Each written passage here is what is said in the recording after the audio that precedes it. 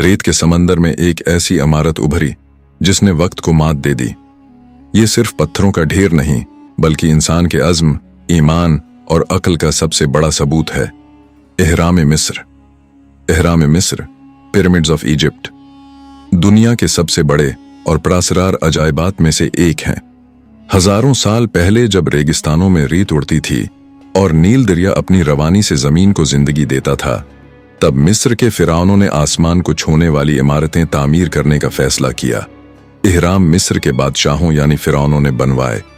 उनमें सबसे मशहूर फिरौन खुफू, फाराओ खुफू था, जिसने तकरीबन 3560 कब्ल मसीह में काहिरा के करीब गीजा के इलाके में सबसे बड़ा हरम तामीर करवाया।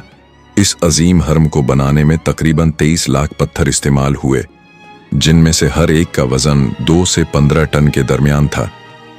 ये हैरत अंगीज इमारतें उस जमाने की इंजीनियरिंग का शाहकार थीं। मजदूर बड़े पत्थरों को लकड़ी के तख्तों पर रखकर रीत पर घसीटते और रीत पर पानी छिड़क कर उसे नरम करते ताकि पत्थर आसानी से सुरख सकें। फिर उन पत्थरों को ऊंचाई पर पहुंचाने के लिए ढलवानी रास्ते, रैंप्स बनाए गए। इस पूरी तामीर में तकरीबन 20 से 30 साल लगे।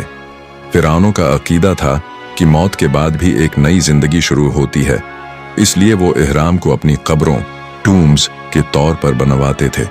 उनके साथ सोना, ज़ियूरात, खुराक और बाज़ औकात गुलाम भी दफन किए जाते थे ताकि वो अगली जिंदगी में फिरौन की खिदमत कर सकें।